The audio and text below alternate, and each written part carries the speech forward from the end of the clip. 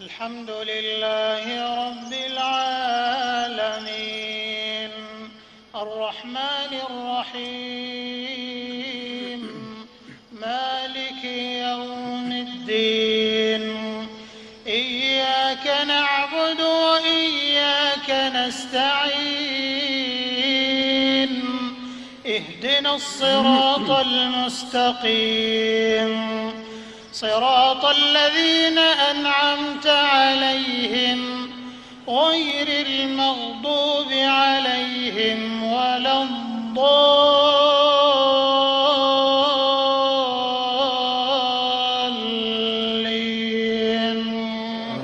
آمين. Assalamualaikum kamu. Kamu apa khabar?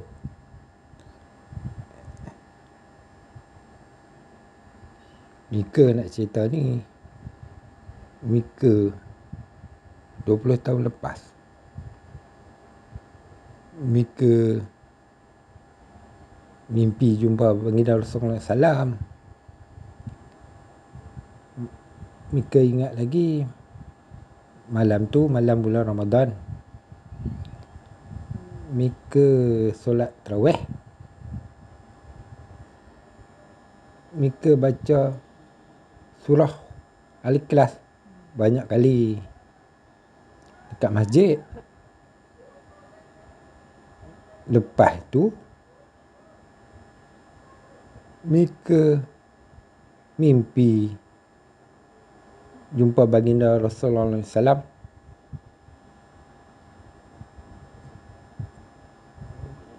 Kat mana? Agak-agak koma. Ini Mika nak cerita. Mika mimpi jumpa dekat Masjid Kubang Buaya, Berterus, Pulau Pinang. Mika ingat lagi masa tu Mika rasa macam Mika dah mati. Kemudian dalam kubur tu ada satu lubang. Lubang tu Mika rasa pulang besar. Macam ada orang gudi. Pulang besar, pulang besar, pulang besar, pulang besar, pulang besar, pulang besar. Sampai Mika bangun. Mika pergi ke lubang tu. Mika lihat kiri kanan ada pokok bunga cantik-cantik. Kemudian Mika sampai dekat mimbar Masjid Kubang Buaya Berterus, Pulau Pinang tu. Masa tu Mika nampak 4 orang manusia. Tapi Mika tak perasan siapa. Tapi apabila Mika lihat manusia yang pertama tu, dalam hati Mika merasakan manusia tu manusia agung, baginda Rasulullah SAW. Dan belakang tu 3 orang tu sahabat-sahabatnya, Sayyidina Umar, Sayyidina Osman dan Sayyidina Ali. Dalam melihat-lihat muka para sahabat tu, kelihatan Sayyidina Osman sangat tinggi, tegap badannya dan tinggi orangnya. Sayyidina Ali sederhana, dan Sayyidina Abu Bakar sama tinggi, lebih kurang dengan baginda Rasulullah SAW. Dan Mika lihat dengan jelas wajah baginda Rasulullah SAW. Wajahnya saling tak tumpah. Ada iras-iras seperti Habib Syekh Abdul Qadir Al-Sagaf yang selalu berselawat dengan lagu nasyid Ya Hanana, Ya Hanana, Ya Hanana tu dari Indonesia. Mika rasa pelik. Mika menangis. Mika datang ke hadapan mimbar Masjid Kubang Buaya. Dan Mika terkejut melihat manusia yang agung berada di hadapan Mika. Dan baginda Rasulullah SAW menghulurkan tangan kepada Mika. Mika sambut tangan baginda Rasulullah SAW. Mika cium tangan baginda Rasulullah SAW. Kemudian tiba-tiba Mika terdengar isteri Mika panggil untuk bersahur. Itulah saja cerita Mika 20 tahun lepas masa bulan Ramadan di rumah mak mertua Mika. Allahu Akbar. Allahu Akbar. Allahu Akbar walillahil hamd. Ya Allah ya Rahman ya Rahim ya Rabbil Alamin. Ya Allah Al-Jabbar Al-Mukhlisin. Amin amin ya Rabbil Alamin. Allahumma salli ala Sayyidina Muhammad wa ala ali Sayyidina Muhammad kama sallaita ala Ibrahim wa ala Ibrahim fil alamin innaka Hamidum Majid.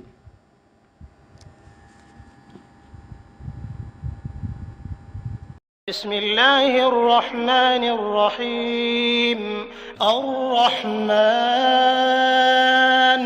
'allama al-Qur'ana khalaqal insana 'allamahu al-bayan.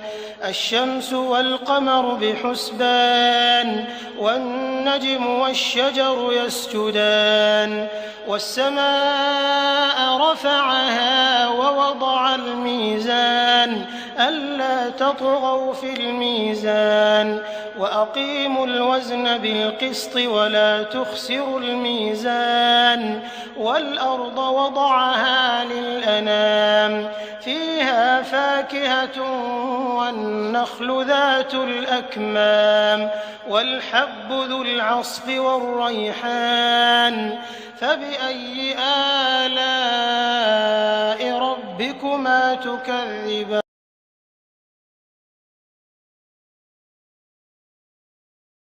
Yang berasal dari negeri Kelantan. Namun, seniman ini seringkali mewarnai dunia perfilman dan terkenal dengan gaya bahasanya yang indah serta tutur katanya yang lembut. Beliau adalah seniman Eddie Osmera atau nama sebenarnya Syekh Osman Syekh Ibrahim. Eddie Osmera dilahirkan pada tahun 1943 di Kampung Bunut Payung, Kota Baru, Kelantan. Bapanya merupakan seorang peniaga batu permata yang berbangsa Turki. Manakala ibunya pula berketurunan Melayu. Beliau telah kehilangan ibu semenjak dari kecil lagi. Jika dilihat aksinya dalam setiap persembahan dalam dunia lakonan, beliau berada di kelas yang tersendiri yang meletakkannya sebagai seorang pelakon yang berkaliber. Ini kerana jika dilihat kebanyakan filem lakonannya seolah-olah menggambarkan kepribadian yang sebenar. Eddie Osmera dilihat bukan sahaja menumpukan kepada kerjaya lakonannya semata-mata, tetapi beliau juga lebih menumpukan kepada soal agama dan ibadahnya, terutama ketika di saat-saat akhir hayatnya. Seniman ini dilihat mempunyai raut wajah yang agak serius, namun di kalangan rakan-rakannya, beliau lebih dikenali sebagai pemuda yang agak pendiam, sehinggakan apabila bertemu dengan orang ramai, beliau memang tidak banyak bercakap. Tetapi beliau juga amat peramah dengan orang lain. Bagi sesiapa yang pernah menemuinya, pasti dapat melihat perilakunya yang amat sopan dan tutur katanya yang teratur sama seperti di dalam filem.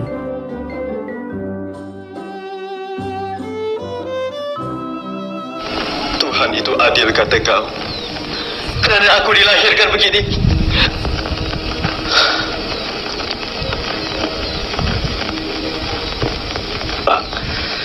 Sungguh pun abang dilahirkan begini. Abang tak harus merasa rendah diri dan berputus asa. Mungkin abang ada sesuatu keistimewaan yang tak ada pada diri orang lain. Beliau memulakan kerjayanya dalam bidang seni lakonan ini bermula pada tahun 1964 dengan membintangi filem Panglima Besi arahan Allahyarham M. Amin. Sepanjang penglibatannya dalam dunia lakonan, kerjaya seninya banyak dikembangkan oleh pengarah dan juga pelakon seperti Datuk Jamil Sulong, Omar Rozik, S. Kadarisman dan banyak lagi.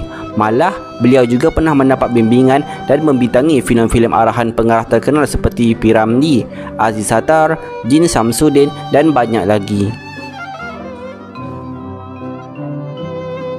Daripada nasihat ayah kamulah aku dapat menjadi pegawai yang berdisiplin. Terima kasih, Cikgu. Kembali. Kebanyakan filem-filem lakonannya adalah bercorak aksi persilatan dan pertarungan. Tambahan lagi, beliau sering memegang watak utama dalam sesebuah filem. Ini kerana ketampanan wajahnya dilihat sangat sesuai memegang apa watak sekalipun, terutama sekali sebagai hero filem di tahun 60 dan 70-an. Filem yang telah mengangkat namanya sebagai pelakon aksi pertarungan yang tidak mengecewakan ialah Panglima Harimau Berantai arahan S. Kadarisman pada tahun 1969. Oleh kerana kejayaan filem ini yang mendapat sambutan yang hangat, beliau sekali lagi dipilih untuk terus berlakon dalam siri filem tersebut, iaitu Panca Indera Harimau Berantai pada tahun 1970. Dalam filem ini, Eddie Osmera bukan sahaja menunjukkan kehandalannya sebagai pendekar, tetapi juga kemahirannya bertarung biarpun kedua-dua matanya buta. Panglima Harimau Berantai dibunuh dengan kuasa keris Panca Indera. Tidak dengan kependekaranmu, Pincang. Aku hanya seorang danda buta. Tak sanggupkah kau menentang aku?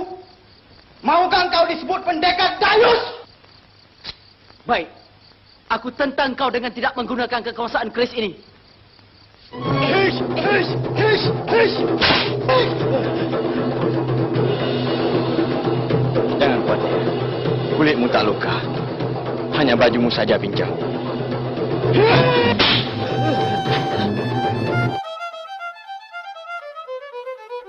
Antara filem-filem lakonannya bersama bapa perfilman negara iaitu Allahyarham Tan Sri P. Ramlee ialah filem Sesudah Subuh 1966, Keluarga 69 1967 dan Dr. Rushdie 1970.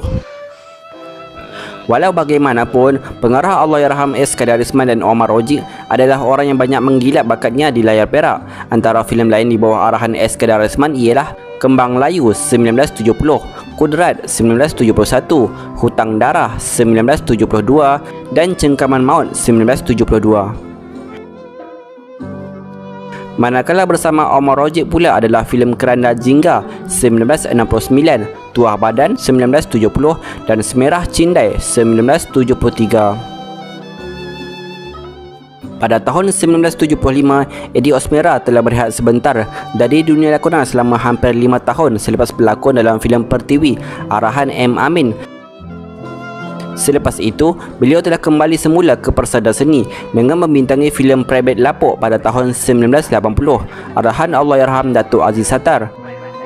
Beliau terus bergiat aktif dalam dunia lakonan dengan membintangi filem Raja Laut pada tahun berikutnya, dan setahun kemudian beliau mula mengarahkan filem pertamanya yang berjudul Ribut di Hujung Senja 1982.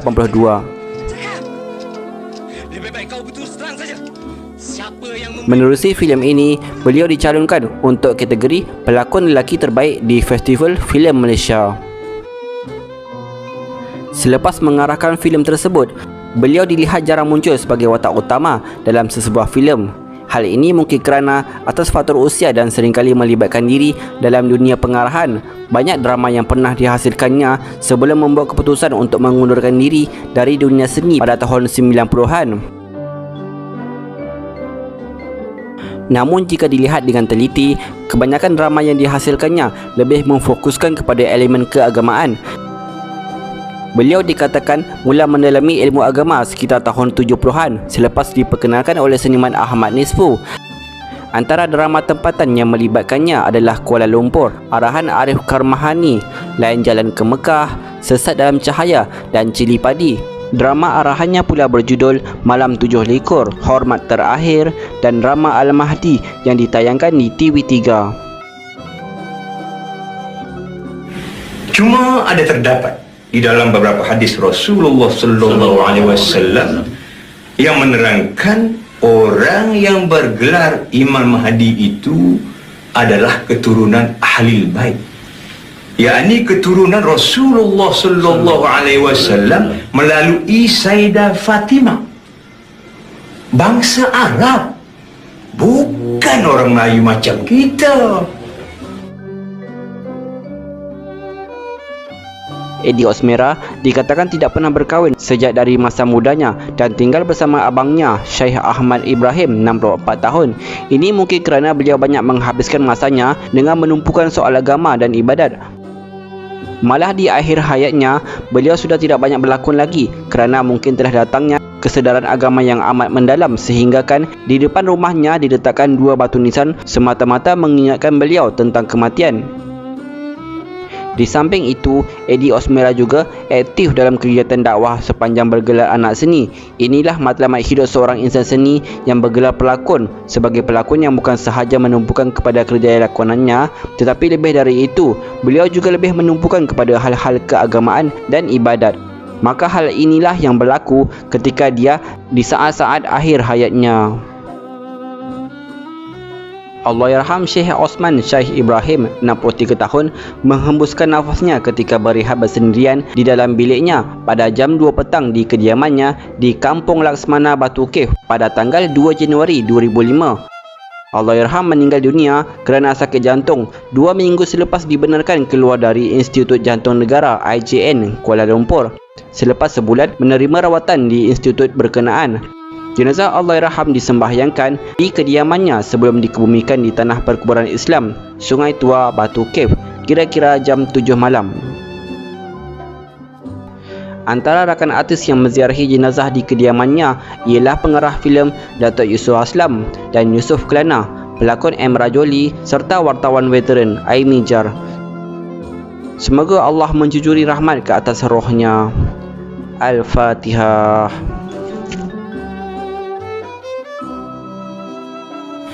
Ya Allah, palingkanlah dan pindahkanlah hati anakku Hakiki dan kawan-kawannya daripada kesesatan kepada kebenaran yang mutlak. Amin. Ya Rabbal Alamin. Sesungguhnya perintahmu ya Allah lebih cepat lagi daripada kelipan mata. Amin. Ya Rabbal Alamin. Ya Sami'as Sawab. Ya Sami'as